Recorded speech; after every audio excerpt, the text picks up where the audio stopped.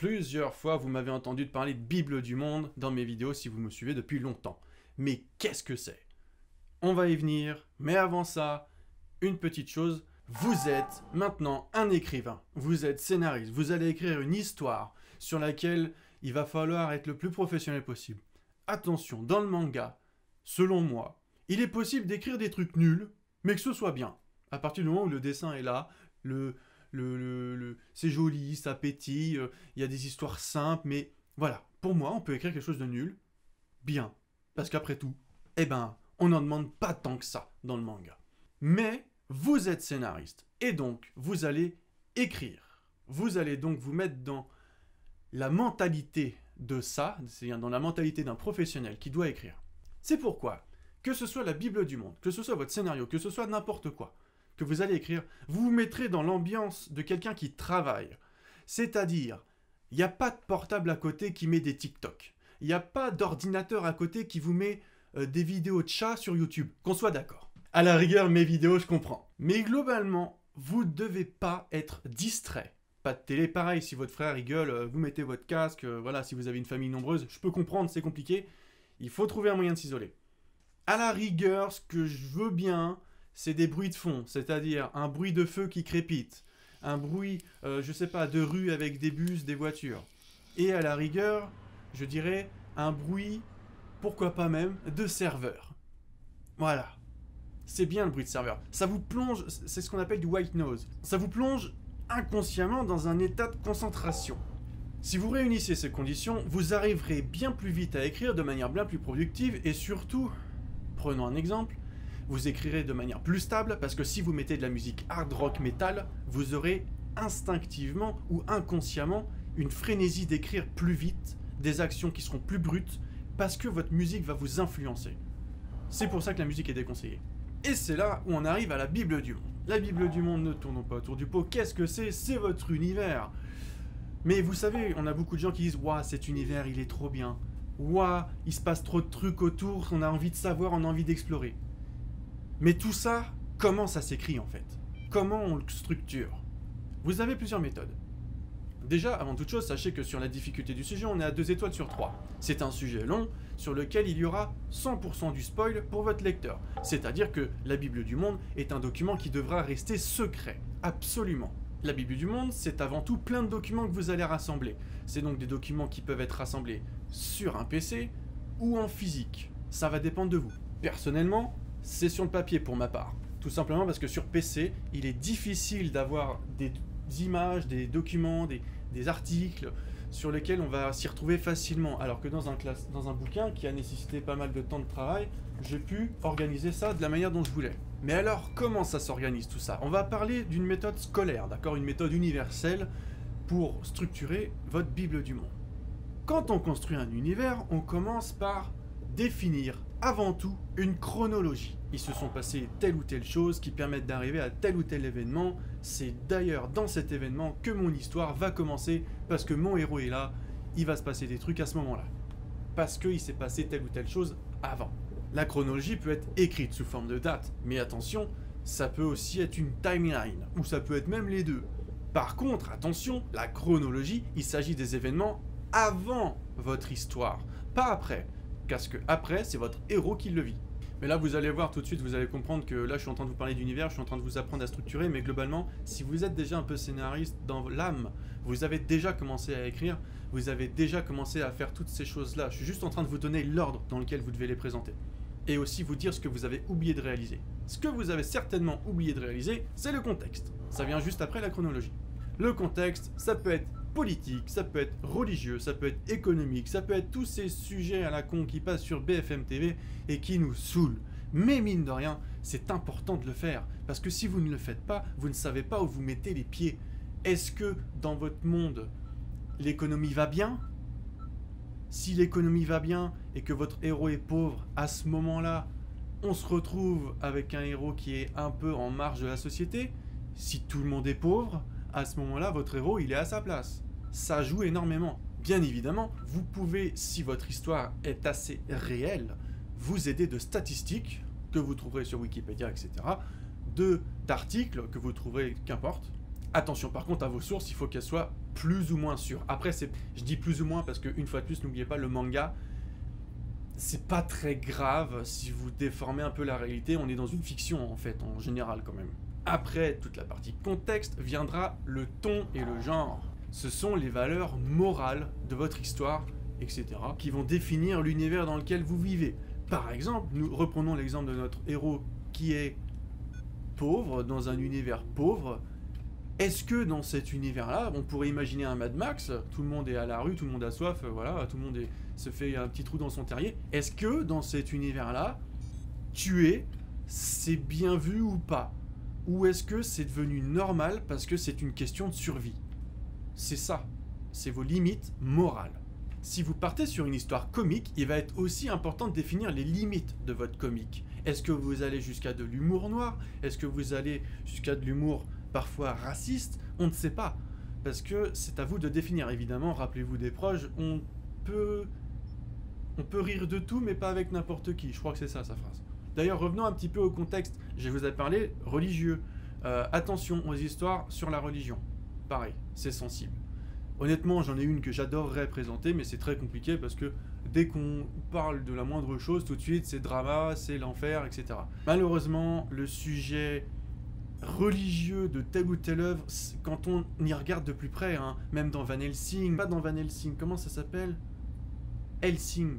Alors, en fait, tout ça, même dans Evangelion, vous pouvez dire, ouais, il y a un côté religieux, mais en fait, pas tellement. Mais voire même pas du tout. Ça reste très flou, ça reste très libre d'interprétation par chacun, parce que justement, l'auteur fait en sorte de ne pas prendre position sur quoi que ce soit, quand vous regardez bien. Donc le contexte, on oublie, on repasse au ton et au genre, et donc qu'est-ce qu'il y a après le ton et le genre? Il y a les armes, les pouvoirs et la technologie. Alors là, on va peut-être s'intéresser un petit peu plus au shonen, du coup. Si vous faites une romance, globalement, vous n'aurez pas trop à remplir ça, a priori, hein. Il va falloir définir la puissance de tel ou tel pouvoir par rapport à tel ou tel autre. Si vous pouvez éventuellement agrémenter ça de statistiques, comme si vous construisiez un jeu vidéo, ce serait merveilleux. Évidemment, c'est pas à la portée de tous, et en plus, ça peut poser un problème d'équilibrage, comme dans un jeu vidéo, hein. Tel ou tel héros dans tel jeu est plus fort que l'autre parce que son pouvoir, il dure trop longtemps, ou il est trop fort, ou il fait trop mal. C'est des choses qu'il va falloir équilibrer. Après, évidemment, vous avez des personnages qui sont trop forts volontairement, pour en mettre plein la vue. Attention, ce sont aussi des documents. C'est-à-dire que si vous avez des armes, quelle arme c'est? Est-ce que c'est une arme steampunk? Est-ce que c'est une arme moderne, comme un flingue normal? Est-ce que c'est une arme fantasy complètement inventée, une épée volante ou je sais pas quoi? Bref, essayez d'imager ça. Si vous êtes scénariste, c'est votre travail aussi, parce que tout ça, vous le donnerez à votre dessinateur et vous direz, voilà, t'as pas à le chercher, tu gagnes du temps. Regarde, tout le travail est là, je te le donne, prends. Il n'y a plus qu'à dessiner. Les décors, la carte et le lieu, ça vient après. Grosse section encore, il s'agit, si vous avez inventé un monde, de définir les frontières de tel ou tel territoire. Si vous êtes dans le Mordor, hein, où se trouve le sud, enfin quelle région il y a au sud, quelle région se trouve à l'est, il va falloir définir. Mais attention, petite chose qu'on oublie aussi, c'est les costumes. Bah oui, c'est les costumes. Comment ils sont habillés vos personnages? Parce qu'un décor, ce n'est pas juste une map. C'est aussi vos bâtiments, c'est votre populace.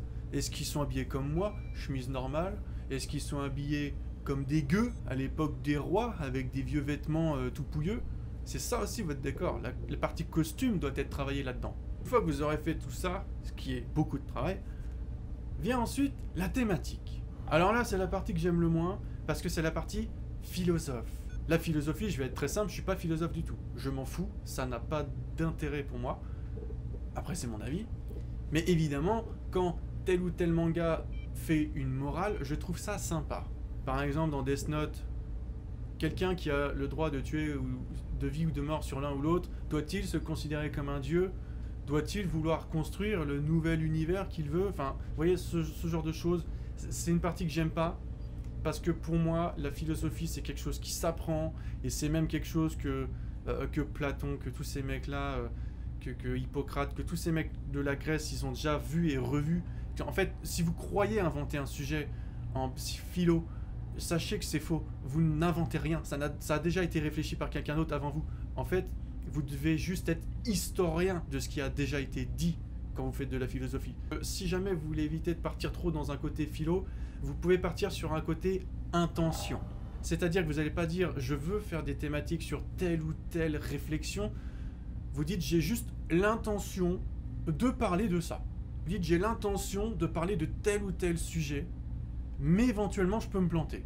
Ça fait tout de suite moins prétentieux quand vous présentez le projet comme ça. Oublions toute la partie philo, on passe au secteur suivant, les références. Quelles références de cinéma vous allez utiliser, quelles références littéraires, quelles références de jeux vidéo vous allez apporter. Voilà, vous mettez les titres qui vous inspirent, vous mettez vite fait un petit bout de texte, ça n'a pas besoin d'être grand chose. Et j'ai même envie de dire, cette partie-là, c'est la moins nécessaire de la Bible du monde. Et quand vous avez fait tout ça, vous êtes à la fin. Sauf si vous voulez rajouter quelques petits extras. Et c'est là où je vais mettre du personnel. Personnellement, j'ai mis quelques extras vu que mon univers a été adapté en JDR. J'ai mis mes fiches de bestiaire, j'ai mis mes fiches de perso, mes stats, les stats des armes, les stats de tout plein de choses, parce qu'au final, mon univers a subi un équilibrage à un moment donné, parce que des joueurs y ont joué, et j'ai pu le structurer, l'équilibrer, lui donner une direction simple qui est bien décrite dans des fiches. Ça vient à la fin, parce que globalement, c'est vos petits plus à vous. Libre à vous de trouver le plus que vous mettrez. Maintenant que vous avez écrit toutes ces catégories, vous pouvez désormais prendre un bouquin, ouvrir la première page, mettre des petits post-it comme ça quand vous passez du contexte au décor, à la timeline ou je sais pas quoi, qu'importe. Vous êtes libre de faire comme vous voulez. Vous pouvez mettre les choses dans le désordre, qu'importe, du moment que vous vous y retrouvez. Vient ensuite la question suivante. Doit-on tout expliquer au lecteur? Parce que forcément, quand vous avez un bouquin complet, vous commencez à vous dire « j'ai très envie de raconter ça, je me suis fait chier à le travailler, j'ai très envie de le raconter ». C'est une erreur. Il ne faut pas tout raconter. Enfin, sauf si vous êtes One Piece, a priori. Vous allez créer toutes ces structures qui vont composer votre univers, toutes ces choses, ces bâtiments, ces personnages, ce peuple, ces costumes, tout. Mais attention, est-ce que vous avez besoin de présenter ce qui se passe, je sais pas moi, en Afrique ? Par exemple, si votre histoire elle se passe aux États-Unis, est-ce que vous avez besoin de montrer ce qui se passe en Afrique? Non, bien sûr que non, c'est trop loin, ça n'a pas de rapport, c'est hors sujet. Il va donc falloir faire le choix difficile d'établir ce qui doit apparaître à l'écran et ce qui doit disparaître de l'écran, mais qui existe. Prenons donc ce cercle. Il est là, il est beau, il est fringant, c'est tout ce que vous avez créé. C'est votre politique, c'est votre économie, c'est votre personnage, c'est tel ou tel pays, c'est telle ou telle chose, qu'importe, c'est tout un tas d'éléments partout qui viennent d'apparaître. Vous allez devoir définir ce qui apparaît à l'écran. C'est-à-dire, vous faites un autre cercle à l'intérieur, et globalement, vous avez ces petits points qui sont à l'intérieur. Ça, c'est ce qui va apparaître à l'écran. Vous verrez même certains points qui sont à la fois dans un cercle extérieur et à la fois dans le cercle intérieur. Pourquoi ? Parce que c'est un sujet que vous allez aborder sans trop rentrer dans le sujet. Parce qu'en fait, pourquoi faire ça ? Par exemple, prenons un exemple vraiment concret. Partons du principe que nous sommes dans Inception. Nous créons la Bible du monde d'Inception. Nous avons tout l'univers. Ce qui est à mi-chemin entre les deux cercles va être par exemple la valise.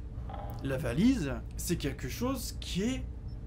On sait ce que c'est. C'est cette fameuse valise qui... Tu te la piques là dans le bras, t'appuies sur le bouton et hop, tu fais des rêves. C'est cool. Mais qu'est-ce qu'on sait d'autre en fait sur cette valise ? On sait comment elle fonctionne, mais où est-ce qu'elle est produite ? Ça on ne sait pas. Est-ce que c'est légal d'en avoir ? On n'est pas trop sûr. Le héros dit à un moment que son boulot est illégal. Mais à part ça, est-ce que ces engins-là, du coup, ils sont interdits à la vente ? Est-ce qu'ils sont autorisés à la vente ? Sous quelles conditions ? Où est-ce qu'ils sont fabriqués ? On n'en sait rien en fait. C'est pour ça qu'il est à mi-chemin entre deux univers, entre ce qui va apparaître à l'écran, parce qu'on l'utilise, parce qu'on en a besoin. Mais globalement, cette valise, on n'en sait rien d'autre. Et pourtant, si vous avez créé la Bible du monde d'Inception, vous devez savoir où est-ce qu'elles sont produites. Est-ce que l'utilisation est interdite ? Mais est-ce que l'auteur a choisi de le montrer à l'écran ? Non, parce que ce serait aller trop loin, parce que ce serait présenter des choses, au final, inutiles. Prenons une autre œuvre, Shingeki no Kyojin.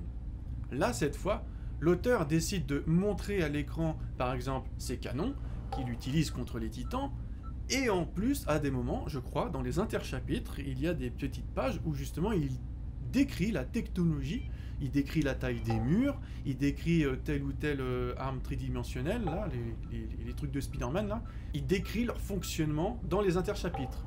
C'est-à-dire que vous n'êtes pas obligé de le lire, mais vous pouvez le lire. Parce que justement, il expose parcimonie, comme ça, par-ci par-là, comment fonctionne son univers. Vous pouvez faire ça éventuellement, mais attention, il le fait parce qu'il a envie de tout montrer, mais il sait que c'est pas intelligent de tout montrer dans l'univers. Parce que les héros, au bout d'un moment, ils vont pas s'asseoir à une table et dire « Waouh, vous avez vu ce grappin tridimensionnel? Waouh, mais comment ça fonctionne? Démontons-le et expliquons-le, c'est tellement intéressant. » Bah non, justement, ça ne l'est pas. Et l'auteur a justement l'intelligence de ne pas faire ça. C'est pour ça qu'il est présent dans ces interchapitres. Et attention aussi à pas mettre, si vous décidez de par-ci, par-là, d'expliquer d'autres trucs de votre univers, de faire en sorte à pas en dire trop. Parce que si vous en dites trop, vous pouvez très bien donner des indices à votre lecteur qui va se dire « mais pourquoi il nous explique ça? Il veut partir dans cette direction-là, en fait, il veut faire ça, il veut faire ci. Je sais ce qui va se passer, il va se passer ça. » Vous pouvez possiblement vous trahir en donnant trop d'infos. Ensuite, maintenant, je m'adresse au dessinateur principalement. Si vous êtes à ce niveau-là, vous êtes en train d'écrire votre Bible du Monde, etc., il y a quelque chose que vous pouvez faire qui est très intéressant. C'est ce que j'appelle la charte graphique, c'est-à-dire votre logo à quoi il ressemble, votre titre, quel typo c'est, toutes ces choses-là, le numéro qui va apparaître sur le tome, qu'est-ce que c'est comme typo, c'est toutes ces choses-là qui vont faire que globalement vous faites le travail une fois, et le travail il est fait et point barre. Ça peut être aussi comment est-ce que vous allez dessiner le feu, en mettant des images de feu, de à quoi vous ressemblez, de ce à quoi vous voulez que votre feu ressemble. Ça c'est compliqué le feu. Vous pouvez mettre même l'électricité. Par exemple, si vous voulez que l'électricité ressemble à ces étincelles qui parcourent le corps de Deku quand il active son pouvoir, ça peut être intéressant. Moi, c'est comme ça que je préfère le faire. Mais voilà, toutes ces choses-là, vous devez les définir. Alors, peut-être pas dans la Bible du Monde, mais plutôt dans un document à part qui sera renommé la charte graphique. Et c'est là où vous mettez aussi à quoi ressemblent vos onomatopées, potentiellement des exemples d'expressions, etc. Enfin, tout ce qui va définir visuellement vos limites. Mais ça, après, de toute façon, c'est quelque chose que vous pourrez agrémenter au fur et à mesure et qui sera même plus vraiment nécessaire vers la fin de votre œuvre. Enfin, dernière chose importante. Tout ce qu'on vient de dire, toutes ces choses-là, ne devront pas être incorporées dans votre dossier d'édition. C'est beaucoup trop gros et c'est beaucoup trop anarchique. Vous saurez vous y retrouver, mais quelqu'un d'inconnu ne saura pas. Et enfin, une chose est sûre, c'est que vous êtes là aussi pour raconter une histoire. Une histoire interactive avec un héros qui va découvrir son univers. Vous allez voir là où je veux en venir. Je veux parler des préquels. Il s'agit de ces moments-là où vous avez tellement écrit un background cool que vous dites « Ah mais c'est vraiment trop bien ce que j'ai écrit. Ça mériterait presque d'être raconté avant l'histoire du héros. » Non, non, évitez. J'en reparle souvent, mais il ne faut pas que ce soit votre univers le héros. Il faut que ce soit le héros. Parce que vous ne pouvez pas partir là-dessus, ça va être chiant. En vrai, ça va être chiant. Je sais que beaucoup d'entre vous sont souvent tentés de raconter au moins un chapitre avant ce qui s'est passé avant. Mais c'est une erreur, parce que vous spoilez le plus important. Justement, quand c'est votre héros qui le découvre par lui-même, et qui, par je ne sais quelle raison, tout d'un coup, à l'illumination, finalement, on lui raconte tout ce qui s'est passé avant, votre lecteur le découvre en même temps que lui, après des tomes et des tomes, et c'est ça qui est trop bien. Et d'ailleurs, vous le découvrirez aussi facilement qu'en général, votre héros sera contre l'univers. Mais ça, c'est un peu les mangas d'aujourd'hui. Malheureusement, on a souvent des héros qui sont contre l'univers. Ça c'est un peu chiant d'ailleurs. On a souvent des héros qui sont les hybrides de leur univers. Ça, c'est un problème. On va terminer là-dessus. Prenons l'exemple de, je sais pas moi, prenez Black Torch. Le mec, il y a des kitsune, là, des espèces de démons dans son univers, du coup il devient à moitié le truc. Prenez Shingeki no Kyojin, c'est un univers avec des titans, le mec devient à moitié titan. Vous prenez Kanaberi, c'est un monde avec des zombies, et en fait, bah du coup le mec il est à moitié zombie. Vous voyez, aujourd'hui les mangas c'est que ça. Vous prenez l'univers, qui est X, et votre héros il est à moitié X. C'est un peu les héros faciles ça, attention. Et sur ce, on a fini. Au revoir.